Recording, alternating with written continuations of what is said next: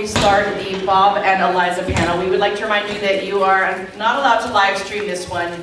Please do not record and share it. It is exclusively the property of Conageddon. So if people do see you live streaming it, we will be asking you to put your phone down out of respect. It's the only panel we ask you not to live stream. And with that, let's bring out Bob, Morley, and Eliza Taylor.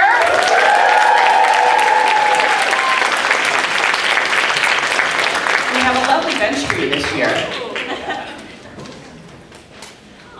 This is different. I like it. Yeah. Basically, the party last night was left as is. That's why we have the long stage, the stanchions, and the plants, and the benches. I think I'm on. Because it was a party. Yeah. It was a party. How's your con been so far? So good. It's been great. You guys have been wonderful. We slept in this morning, and so I'm sorry about that. It's because, like, usually if an alarm doesn't go off, Henry goes off. So it's like, you know, we know to get up, but it wasn't no Henry. Henry. And it's also, anyway, excuses, we just didn't wake up. Yeah, right. But we're here. We're here, and it's been awesome, really. Year 5, can you believe it? Year 5. Year 5. I know, it's awesome. It's crazy. Yeah, we've got some 5-timers here, so thank you for sticking with us. And I didn't think that we would be the ones to mess up this year. No. I know. Yesterday was going so well, and then today I was like, it was us! Yeah. No! I think you're forgiven. Yes. Yeah. The first thing that we want to talk about, and everyone wants to talk about, is your short film. So we would love you to talk about Status Active. Yeah. Yeah, so we shot a short film together this January. We came up with the story together, I wrote it and then directed it, and Eliza is the leading lady. It's about the day in the life of an Instacart shopper delivery lady, and it takes a morbid turn. Yeah, I feel like if anybody works for like Uber Eats or like, you know, Instacart, DoorDash, you're gonna feel very seen. Yeah. You know, there's the like bigger themes and whatnot, but Yeah. if you want to. Well, it was, yeah, I mean, this whole process was just so exciting for us. It's very new, you know, we've never collaborated like this before. And we're so passionate about it. It's a cute little film, and we can't wait for you to see it, so much so that we have queued up to show you a trailer today. Still being worked on, so it's still got its time coding and stuff like that, but I wanted to show you guys, especially everyone who's been so supportive of our Indiegogo, and I just wanted to give you guys something back, and thank you for coming to Conageddon. It is like it's still like in its infancy, and it hasn't been released yet, so yeah, we're going to ask that we don't live stream this one, and that no one else does as well, because we want to give it the proper release that it deserves, but it's just the teaser trailer. So let's roll it. Roll it. Wait. Live stream. I'm going to turn the lights on. And yeah, like I said, Okay. it's still live.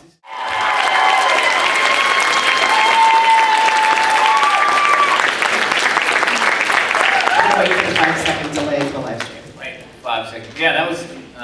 We're back. That was terrifying to show you guys that.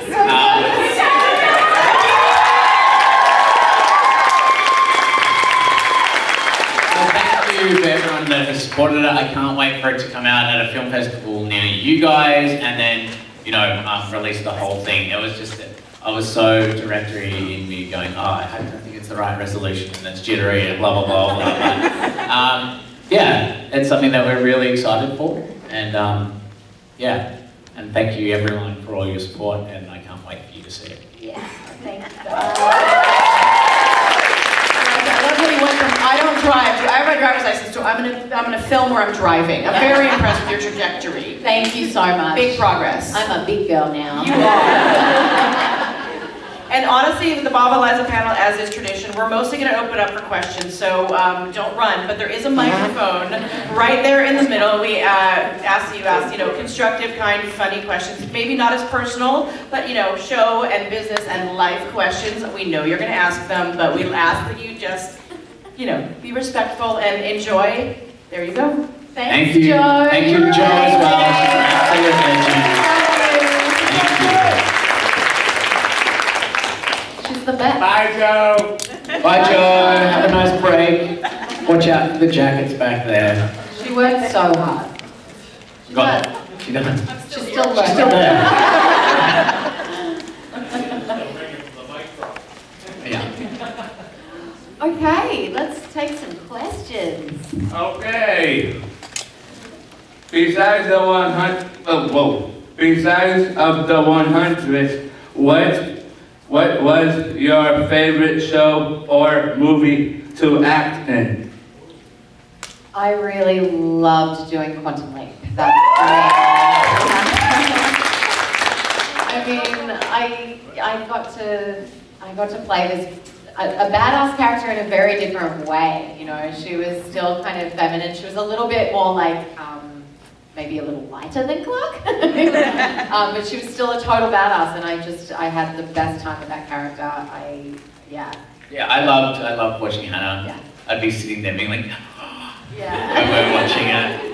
It was cool. It was so cute, and I loved Hannah. Yeah. I mean, in terms of the character that I loved playing Nate from In Limbo. It meant a lot to me to play that. And then more recently, I had such a great time working on Family Next Door, which will be released this year. Just working with good people and it just being like such a wholesome set to be on, which is like Quantum Leap for you. So yeah, it's nice, And to feel like not like a young kid that doesn't know what they're doing at work again. Like it's always funny when you turn up to a job and you have all these doubts and questions about yourself, and then as you get older, you're like, oh, I'm not like the young crew anymore. You're the old dog. I'm the old dog. I'm playing a dad now. Okay. Yeah. And one more, this is a secret between me and Phil, me and Clark. So me and Zach are gonna arm wrestle for Conageddon 6. Oh my goodness. On his right arm, his non-dominant one. That's good to know. When is this happening? Where's my right arm? Okay. Hey. Do you guys remember the question I asked last year, the ketchup or mustard? Ketchup or mustard? Well, do you remember when you asked me that last year? Well, I feel terrible. Anyways, Let's do the that. last What was word it? That it was just literally asking if you like ketchup or mustard better. Right. Yeah. But that's beside the point. That pissed a lot of people off on the Twitterverse. Oh, really? So I'm gonna ask another question that's gonna piss more people off. So, do you think the big toe is self-conscious about being the big toe?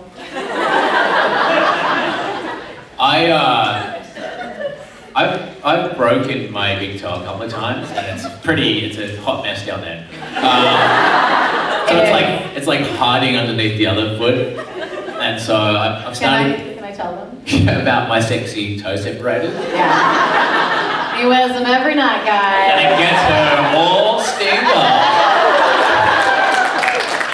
So I've been self-conscious, I'm giving it center stage. Now, every night.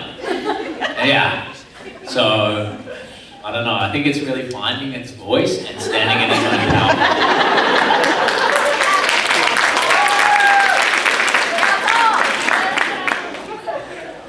What, do you want to see them? No. That's from my only feet. So from what I recall, I believe, Bob, you had wanted your characters, Bellamy and Clark, to get together in the show. But I'm wondering, Eliza, did you want the same thing, or did you like them as friends till the end? Wait, what did you say? That I wanted them to be together? At least from what I remember. I think Or am I well, wrong about that? I think you- agreed. Like we both said when we were told that it was going to happen, we both went, yeah, okay, Yeah. that makes sense. Like that I feel like that wouldn't be Yeah. out of character. Around when did they tell you that? Sorry. Like around when did they tell you that? That's like season 6. Yeah, It was going to be in the. season 1. It was going to be in season 1. He did not want that then. No, he did not. He No. did not. And you went against it. I just didn't want to do a love triangle thing. Yeah. Yeah. But I ended up doing it anyway. So. They were like, oh, you don't want to do it? But we'll make it happen and we'll start a war. So maybe that. Yeah. Yeah. Yeah, no, it made sense to me. But then when it didn't happen, I was like, okay. Well, I was just confused. I was like, so is it ever? What is her motivation? Like, I just need to know what Clark's actually, how she feels about him. So I could portray it correctly. And they were like, platonic. And I was like, got it. Okay, let's do it. Then one more question for Bob. I know you took a break during season 7. Do you know what the storyline for you would have been if you didn't, or would it have been about the same, like your death, or was there ever any alternative storyline to your end? I know that it was going to be a very Lemmy heavy season, which is why I felt even worse saying I can't do it. But yeah, I know that Bellamy had a big story arc, and there's going to be more of a Bellamy story season. I don't know exactly what that was. And even towards the end, when I knew that he was supposed to stay around for longer, but I couldn't. But yeah. Yeah. Thanks. Hi, first I just wanted to thank you for making such amazing characters on the show, because it was really helpful for me when I was losing my mind in lockdown as someone who likes talking to people. So just watching Bellamy and Clark glance at each other dramatically for 7 seasons, really therapeutic. And on that note, my question is specifically because I think there's like a split in their relationship dynamic between seasons 4 and 5. So what was your favorite Bellamy and Clark scene in seasons 1 through 4, any of the seasons, before it started becoming more textual and less subtextual? Wait, sorry. Do you feel like did you say 1 to 4, and then do you feel like from 5 to 7 it became more textual, like they were writing? Yeah! Yeah, right. Right. Yeah. There were a lot more creative camera angles of belonging during the love triangles. Yeah, I guess they really lent into it. They lent into it. And, I do remember there was a scene in Nyla's trade shop, and I remember some scenes in there. No, but I remember it was Ed Freeman directing, and they were like, "We need you to shoot a look at Clark," and I was like, "Not doing it."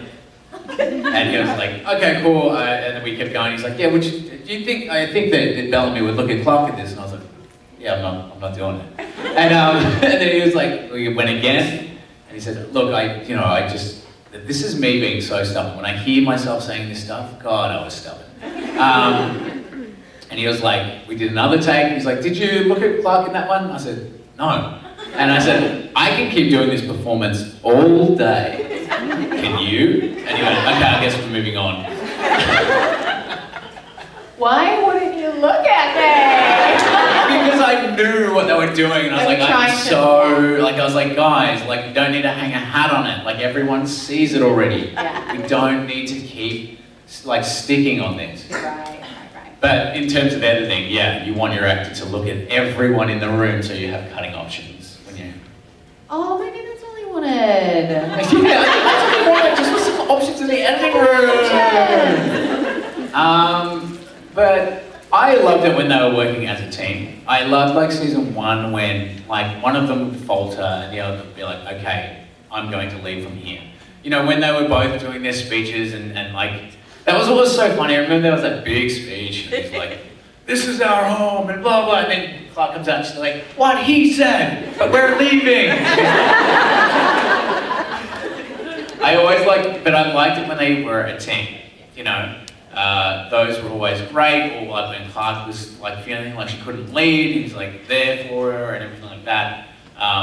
Those ones I liked the most, I think. Yeah, and I feel like it was a kind of art imitating life, or the other way around, I can't remember. But like I definitely felt like as an actor, like if I wasn't feeling, because I used to get so like panicky about those big speeches in front of like 100 background artists. Like I was just like, I'm not a public speaker, okay?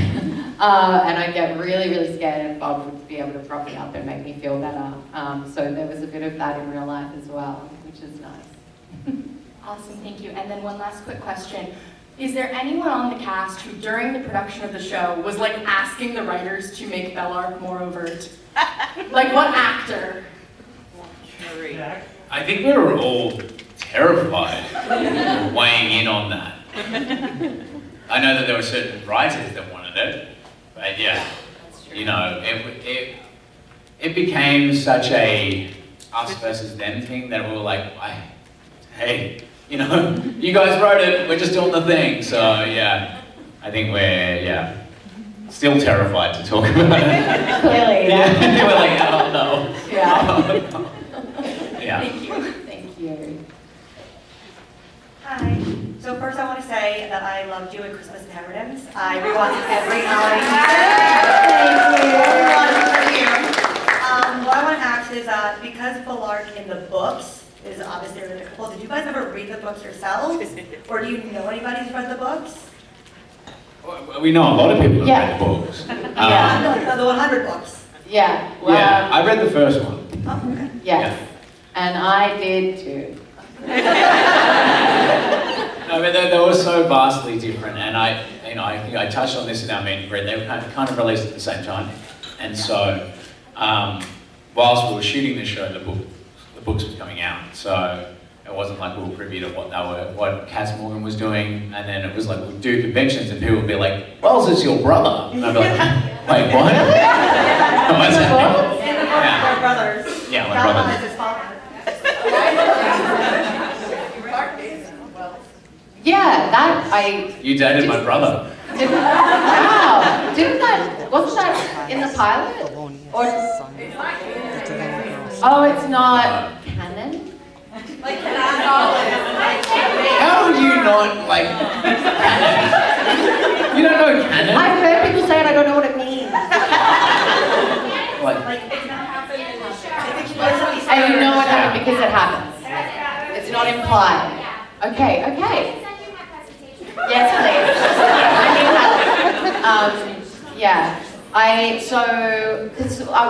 think it was definitely told to us that we had dated. Bellark, I think, get married in the books. No, Bellamy that's and about Clark. Wells and Clark. Wells and Clark, yes. Yeah. Yeah. That they, yeah. That was a thing.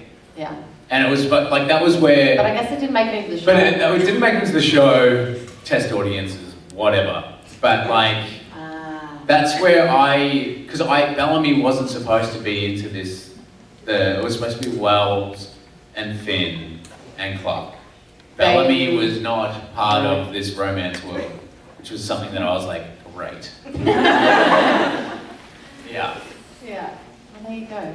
Hi Eliza, hi Bob. Hi. It's so funny and jarring a bit to hear you speak in your natural Australian accents. Yeah. So my question is, do you two ever speak to each other in American accents or just for fun? Not so much Not for for fun, but we do a lot of, we do all our auditions with each other. Yeah. So we're each other's scene partners for every audition, which is the best. Yeah. It's so fun.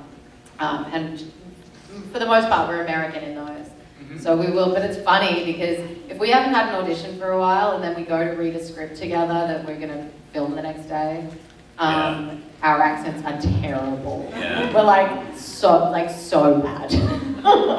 So we're a little out of practice. Yeah, a bit rusty. Like, I think that was the thing about with Bellamy, and I imagine for Clark, I spent more time speaking as Bellamy in the years that we were shooting than I did as myself. So it became very like It second was nature. really easy. Yeah. Whereas now it's like, It's hard. yeah, we don't really do the vocal warm-ups and stuff like that. But yeah, we don't drop into like Valley Girl for fun. And then kind of like part two with that, what kind of accent do you think Henry will adopt? Yeah, I think he'll mostly sound American. I can just already hear it, you know, his R's. He's like, he's a little American boy. It's sorry. No, Yeah. we need to move Maybe here. maybe he'll be like Boston, like Maybe. a hybrid between Australian and American. Yeah. Yeah. It's, I've always been kind of quietly like, just really trying to drive home the Australian accent in him. Yeah, like Eliza will do, like, you do like little plushy voices and stuff. Like, They're all Australian. All his toys I make Australian. yeah. G'day mate, how's it going? I'm a koala. Yeah, there's one that like big heavy doggy. He's Aussie. Big heavy doggies. Oh, come on. Yeah, Yeah, let's go to sleep then. yeah. Let's get some kip. But yeah, I think he'll just be a little chameleon, and whatever works. Like with us, he'll talk in an Aussie accent, and then when he comes home from preschool, he's American. Yeah, So. it changes. Thank you. Hi guys. So my question obviously is that actors, you don't always have like the creative control over choices that your characters make. But I'm sure you get very like invested in who they are as people. So not in like a putting the writers down way at all, but like what were some choices that your characters made that you kind of had a hard time like wrapping your head around, like, oh, I feel like they wouldn't do that, or did you have any of those like moments with that? Yeah, I think like especially for me in season 7, I felt I was just confused. Like I just needed a little guidance. I needed like, Yeah. I think that like, and there were a few things that I certainly didn't think Clark would do. Like I didn't think. yeah.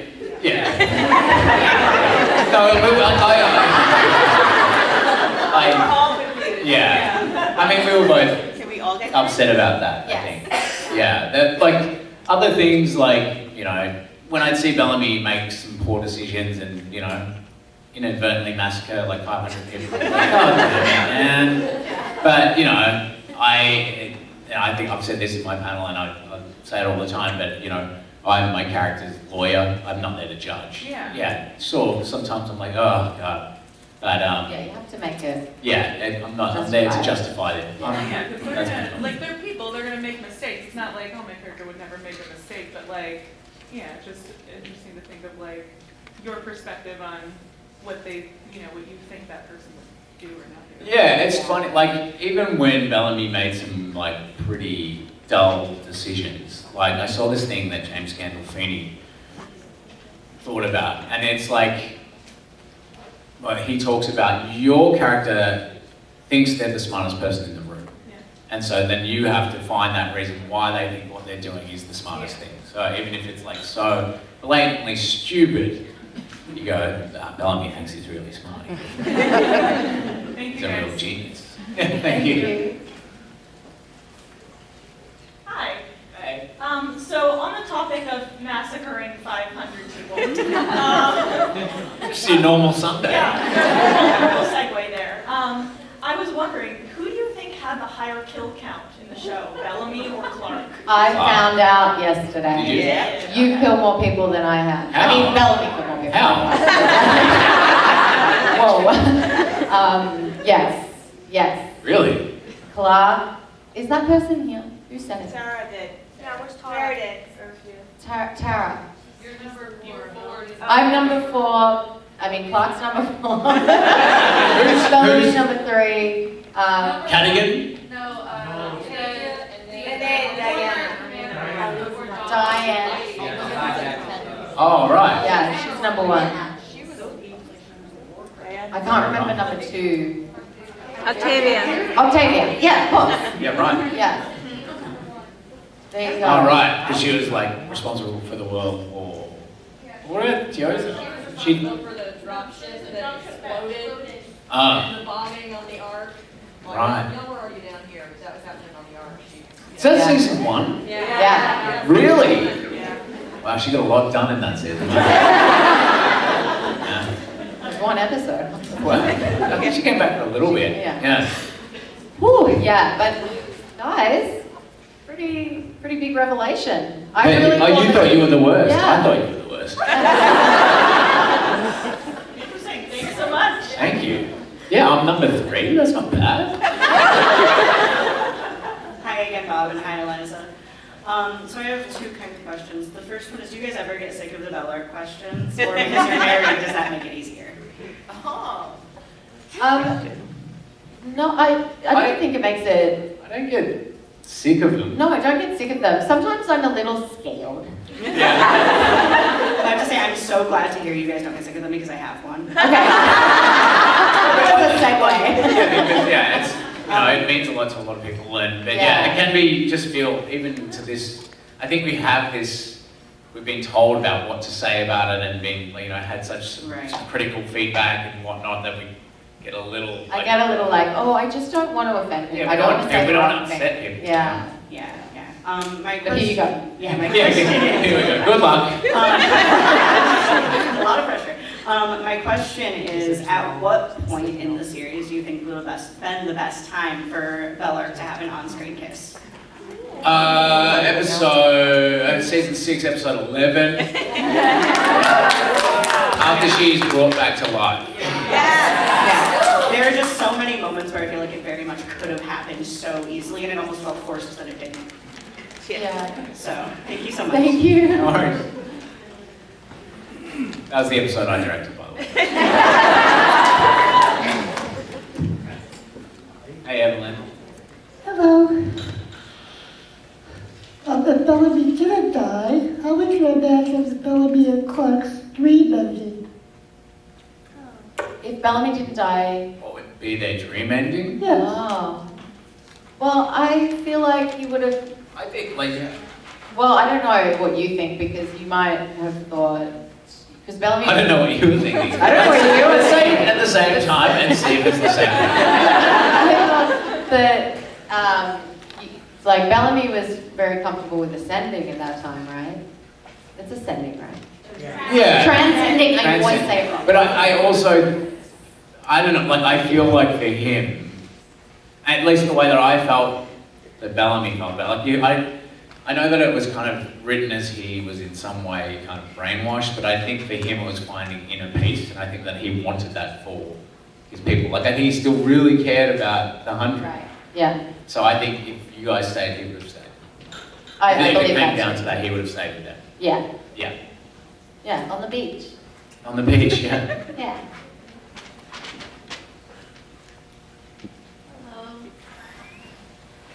Were there any actors that were particularly hard to say goodbye to when they left the show, like Henry or Paige? Yeah, I mean, there were a bunch. I remember being really shocked when Devin was leaving, because he'd been with us since the pilot. And Yeah, definitely like a big gap. for Yeah, sure. and Paige, for sure, like my mama. Yeah. Yeah, it's always a bummer when you lose characters, and I really think losing Eli so early on Yeah, was that sucks. hard, because he Yeah. was a good dude and that character had a lot more legs in it. There's certain storylines that you kind of that would have been interesting to follow along, and we had some great guest actors come in as well. For me, I was really bummed when Pike was killed off. Just for me personally, I kind of looked at Mike Beach, still do, as a mentor, and he was really helpful and had a big influence on me with performing. So yeah. And I'm sure when I left, there was a huge hole left behind. Right. Yes, obviously. Obviously. Yeah. Yeah.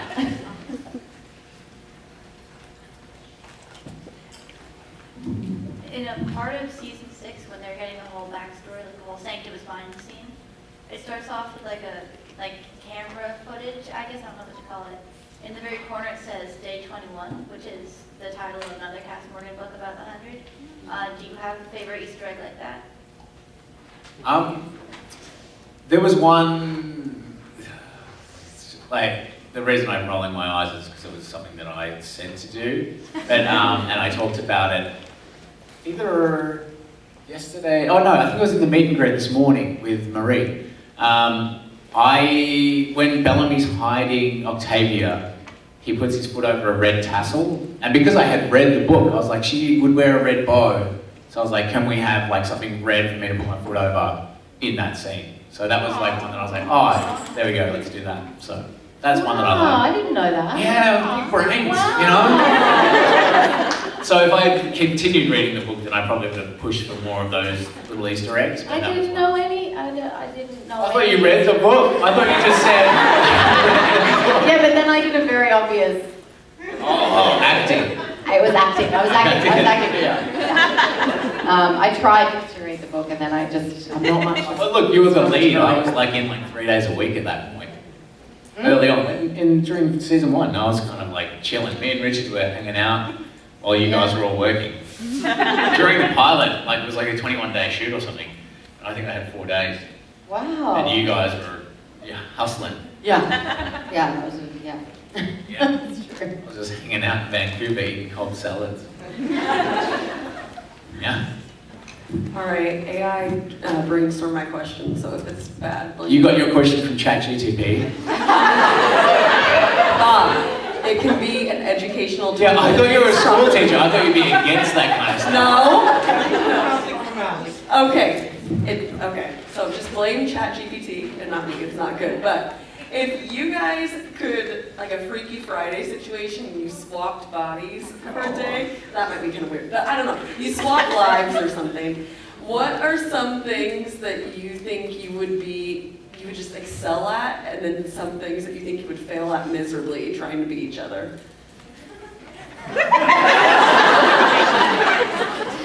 That's. Huh? It's kind of like a backward way of being like, what do I want Eliza to do? Is that what you're asking me? No. Because what my brain is going to is like, I would be doing hip hinges and foam rolling. I know you do that. Yeah, you would be fine. I'd be like, how do I Yeah. fix the imbalances? Yeah. Yeah, Because get a massage. I'm always complaining about how tight my muscles are, but I don't do anything about it. And he's always like foam rolling and doing all that, like and putting deep heat on and stuff. So he would probably like immediately I'd be like, let's get to work. All right, what hurts? Let's fix this. Those things.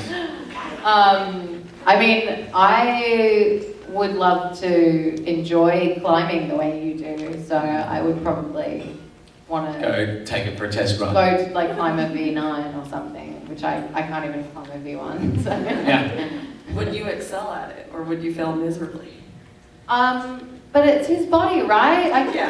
There's muscle memory But still. it's your skill set. But it's my skill set. Well, then I wouldn't be able to do it. Like, I tried to do like a V12 and he couldn't do it, and I've broken this thing. Yeah. Calm down. Did you warm up? Yeah. No, I'm just there foam rolling as you. I told you. Why did you break me? Get out of there. I'll fix it. All right, thanks, guys. Okay, so Henry is 3.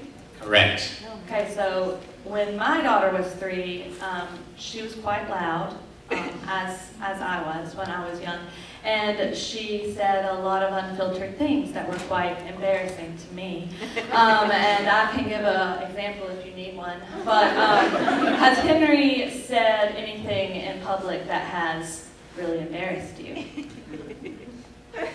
I don't think so, actually. No. No. I think that we're more like, we're going to be an embarrassment to him. Like, we're pretty silly. But there are things where we're like, we should stop saying that. Yes. Yeah, Yeah. for sure. Yeah. Yeah. To be fair, I did not teach my child to say the thing that she did. So, Right. but, you know, Yeah. Well, yes. no, he hasn't brought anything home from preschool where we're like, what? Or anything like that. Not yet, anyway. But it is funny when he says stuff that you, like it didn't come from either of us. Yeah. We find it funny, like he'll be sitting there and just be like, I don't care. You're like, when did you say Yeah. We don't talk like that. It's like, I don't care. I don't care.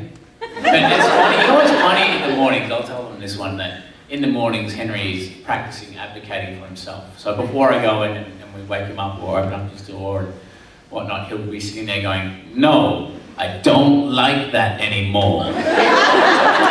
No, I don't like that anymore. Just talking to himself. And you're like, hi. And you're like, what are you preparing for? What don't you like? Battle are we gonna have today? Yeah, we're like, what's he gonna say that about? Yeah. But yeah, he's definitely found his voice. Yeah.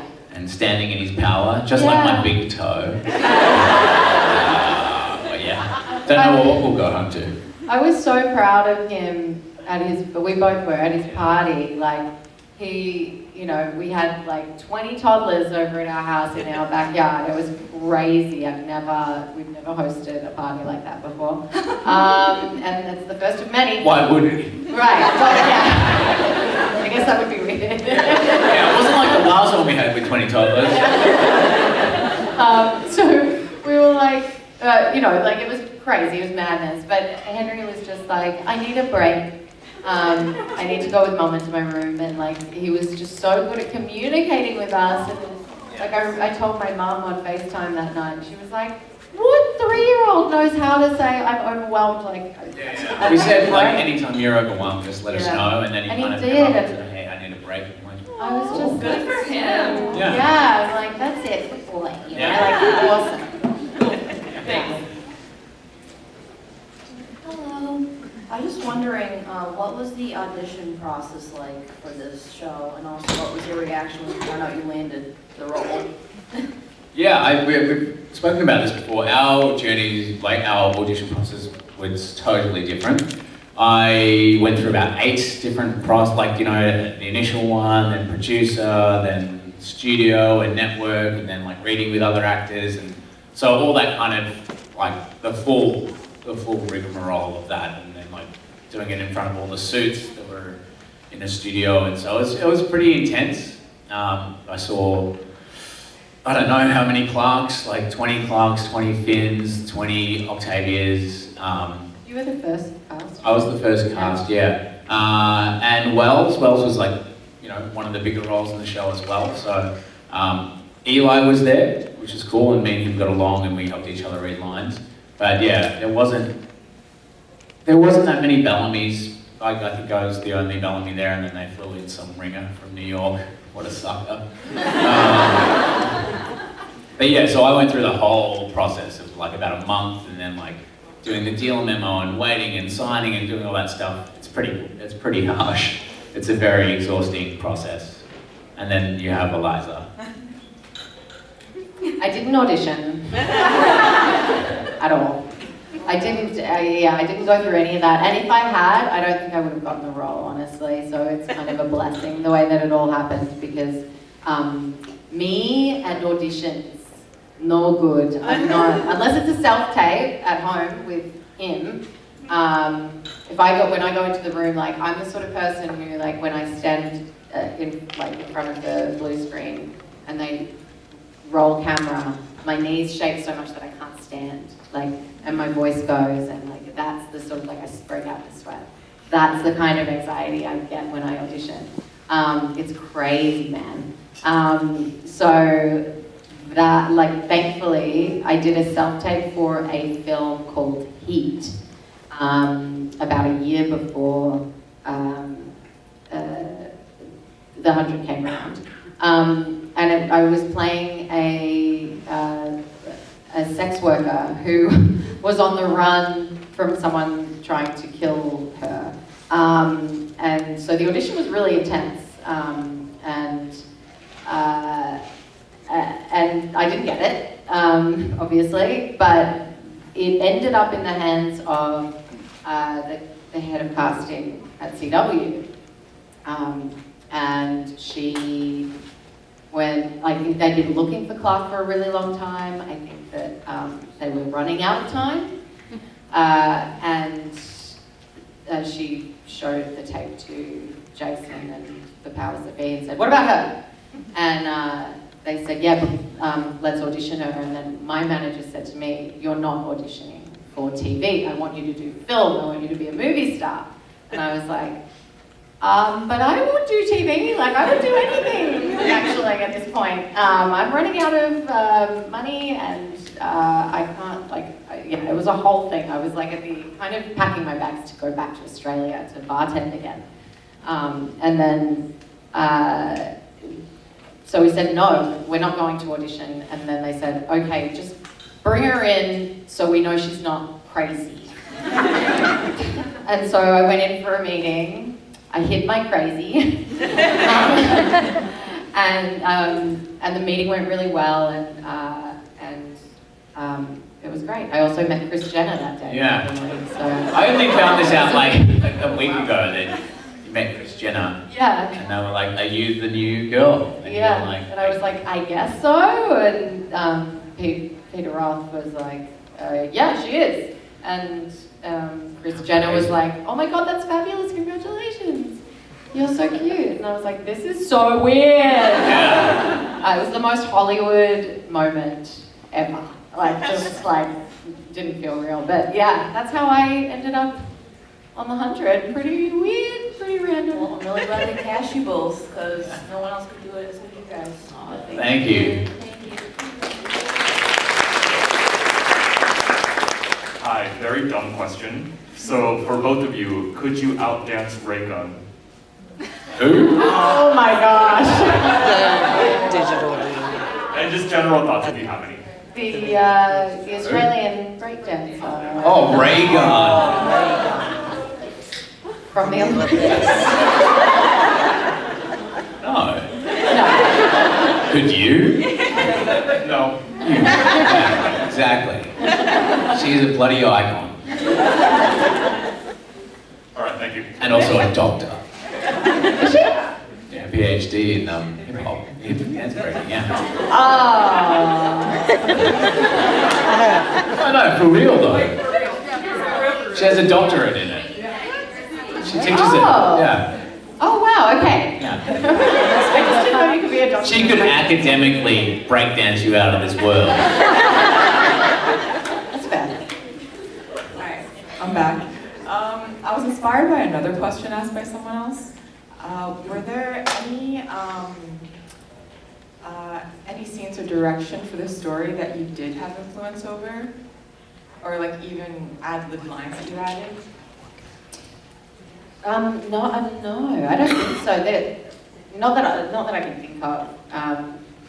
I feel like in episodic television in America, or on American shows, it's very, they're very particular about, or at least in my experience, about every word of the dialogue on the script being what is said. Especially for number one on the show. I think Eliza and I were kind of on it, we had to be word perfect, whereas Richard seemed to get free rein. He did actually. Yeah. He snuck some in. Yeah.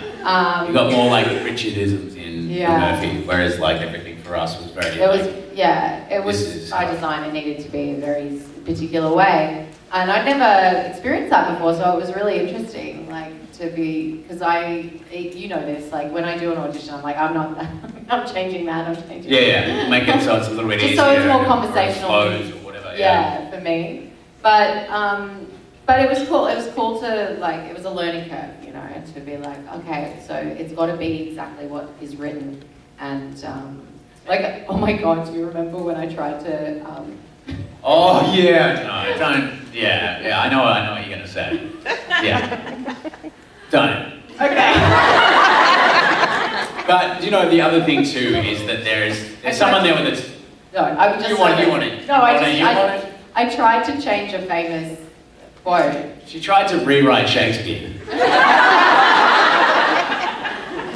I was like, this isn't rolling off the tongue right. Can I change it? Everyone was like, no. I was just shaking my head. I didn't go to school, okay? I didn't get to learn Shakespeare. I didn't know it was Shakespeare. But the other thing you got to keep in mind too is there's someone there with a stopwatch, timing how long each thing takes. And there are certain, certain scenes, they're this shot can only last 3 seconds. So when we say stuff, it has to fit within this time bracket. And if it doesn't, then we have to go back into ADR and you got to say a bunch of stuff in about 2 seconds. So there's other aspects to what is being said, especially with what Eliza was doing, what I had to do at times, especially for Lindsay, anything that is exposition, and there's a lot of that, you got to get it out clear and fast and move on.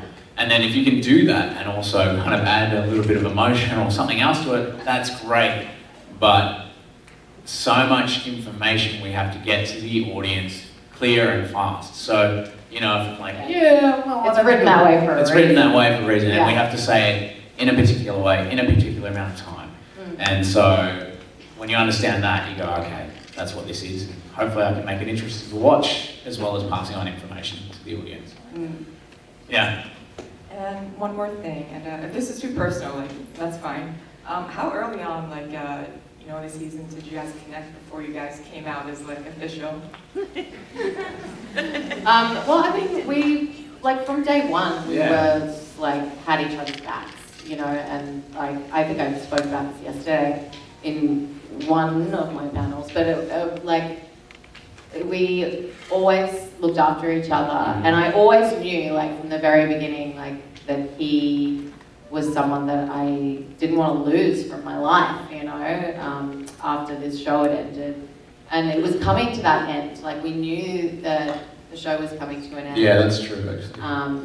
And I needed a little push to kind of fully realize that my feelings went beyond friendship. But once he told me he had feelings for me, I was like, oh. Yeah, I remember. Oh, okay. Yeah, that makes a lot of sense. You know, well, oh my God, I have feelings for you too. Well, it was similar, like I had lost a family friend, and I was working and I couldn't go home, and I felt absolutely horrible about that. And so, yeah, I think in that same regard, I realized that if I was to lose you, that would be really hard for me too. Yeah. So that was kind of that. That wasn't until way later. In the beginning, we were just like friends that were a team, both Aussies, first American show, and we're like, whatever happens, we've got each other's back, and we'll make this as good as it can fucking be. Like, we're going to crush this thing. Yeah, we used to say that a lot. We're going to crush it. Crush it every day. Crush Every it. day. You know, like we put a lot of pressure on ourselves, but we also backed each other up. But I think it was like losing my friend in Australia that I was like, oh, like I don't want to lose you from my world because the show was coming to an end. Yeah. Yeah. Yeah. Thank you. Say I forgot about that until you talked about it. Yeah. Hi Bob, hi Eliza. Hey. I have a much more character-driven question. Right. So I think for me, one of the most interesting aspects of Bellamy and Clark's relationship is the sort of like yin and yang, head and the heart dynamic that they have.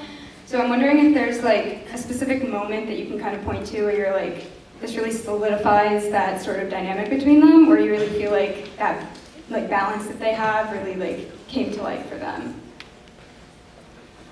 I kind of feel like, and you can, I don't know how you feel about it, but I feel like there is that moment where there's the head and the heart scene in Bella's lab, where, and it's, Becca. It's like Bella? that does not. In Becca's lab, and where Clark is basically saying, I'm going to die, and Bellamy's a bit like, huh? Like really, like a little kid being like, but I've got you for that, you know. And I think that like at that point, that's where things shifted for him. Like it was always the yin and yang. We're at each other's throats, but we want the same thing. And I think I don't know if that's what your question is, but I feel like after that point, you know, he's like, she does really mean a lot to me. I'm going to come down with a coffee mug and be like, she is. You know, like that's where everything shifts for him when he realizes that might be it. We're not going to be fighting back and forth and like, you know, like you do with, you know, a family member or whatever. It's like, but we'll be doing this forever. And then she's like, I'm going to go. I think that's when things shifted for him in that regard. Because I think he thought he was just going to be at each other's throats, but, you know, as a team for a long time. And then, yeah. Can I just ask, like, how hard was it to hold a mug and deliver that so seriously? Like, that just seems so silly.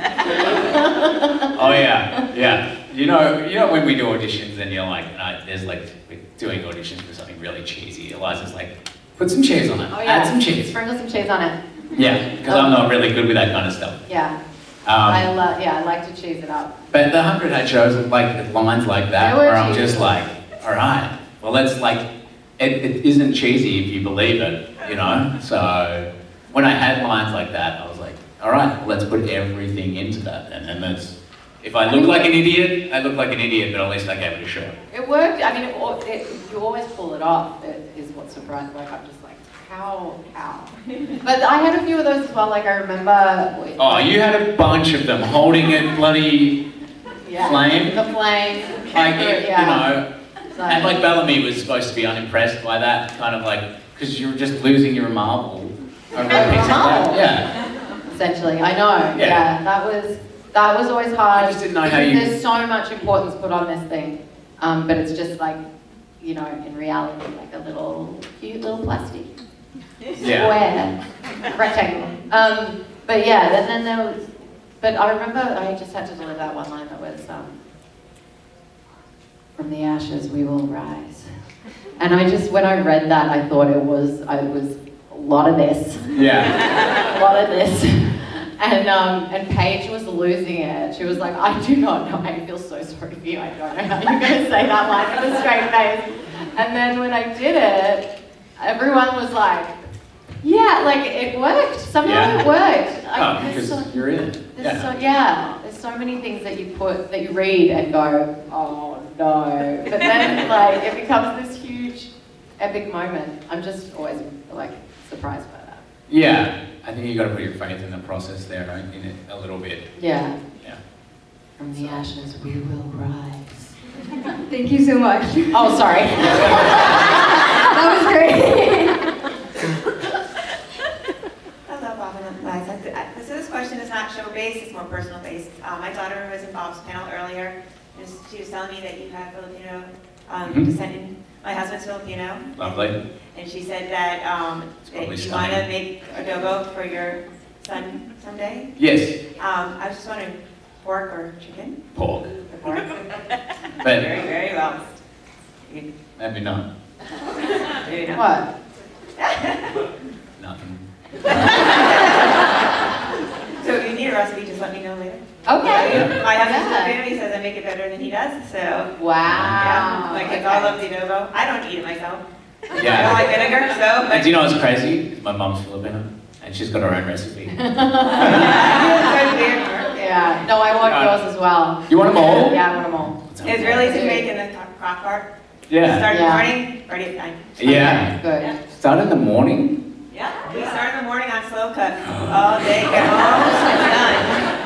And the whole house smells delicious. Yeah. I haven't had it in a minute, so yeah. Why'd you look at me funny when you said maybe not pork? Oh, just because we've talked about going non-meat. Oh, yes. Yeah. That has been discussed Yeah. quite a bit. Yeah. So that's Yes, we no, can that talk about makes this at sense. home. Yeah. Troy. So, Oh, this I is had our a last two-parter. question, sorry, by the way. Yeah, this is the last question. That's what I was just told. I had a question of like logistics. So some people you guys memorize lines, but like length of time. So when you walk in to film that day, the length of the time you might actually be filming in the show versus how long it takes you, and how much you're actually memorizing out of the show. Yeah, right.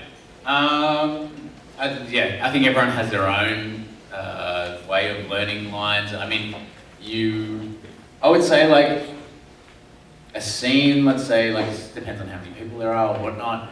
Yeah, but for like a 2-page scene, I'd give that like 3 to 6 hours, depending on what happens. Of that 3 to 6 hours, we're probably performing for probably about maybe an hour tops. Yeah. But like I kind of read the scripts beforehand multiple times. That's good that you do that. Yeah, multiple times, and then I will study the particular scenes for the day, and that's about it. Usually it's there. And then if it's not there, then I'll have my sides in my pocket. I was going to say, yeah, you got cue cards? Some people have cue cards, some people have earpieces. Yeah. Yeah. But it's, yeah, I don't know. Was- We work quite differently. Yeah, was the question like how, I think I misunderstood, was it how we learn the dialogue Yeah, or like how you we learn the dialogue, and if you're learning dialogue, is it, you're doing, it's a 15-minute segment of the show, but it's taking you all day to do. Yeah. So you actually only learn 15 minutes worth of lines, or you learn an hour's worth of lines in a day. So that Yeah, kind I mean, of process. I think like especially with the 100, it would depend a lot. Like, and when we were learning lines, you would learn the lines the night. I can't speak for anyone else. For me, I would learn my lines when I got home from work, or if I had a little bit of time off during that day, I would learn the lines for the next day. But usually, like, just before bed, so that like I have this thing where I think they sink in overnight. They infiltrate my dreams, and I wake up and I know them. But then a lot of the times we would get there and there would be revisions, and so we did get used to kind of going like, oh, we can't get too attached because things might change, which was really a great exercise because it kept us on our toes. I think on that show, I was the best I've ever been at memorizing dialogue, just because there was so much, it was so fast, it changed, and like sometimes I remember, like Zach and I had a scene thrown at us like that was completely new on like an hour before we were going to shoot it, and there was something really exciting about that. It was like, okay, let's go, like, so we just rehearsed and we did it. It was really cool. But yeah, I'm so rusty now when it comes to learning lines. Like I wouldn't. Well, not rusty, but I can do it. It's just like I don't know if I'll ever get back to like memorizing Clark stuff. It was just like boom. Yeah. In. And retention is very short. Like once I've done it, it's gone. Yeah, There's no it space leaves for it. your It's brain. like, You just like make room for the next scene. yeah, I basically would go across the script and be like, this scene, this happens, this one happens, this one happens. So if we're picking up from this one and that one, it's like, okay, well I know the through line. And I know where I want to be, and I know where this one is. But yeah, What I love about Adina, which I thought was really interesting, was that she learns the whole script before we shoot from front to back, like in order. And because she comes from the theatre where you learn the whole, in the right order. And they'd be like, we're shooting this scene in 2 days. Can we rehearse it? And Adina would be like, yeah, she's off script for the whole episode. It was amazing. I was just like, wow. Anyway, that's the answer to that, I think. Thank you. That's our time. Thank you so much, everyone.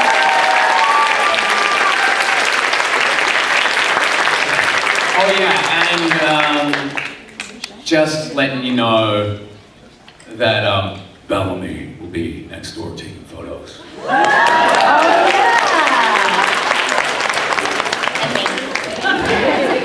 Sorry.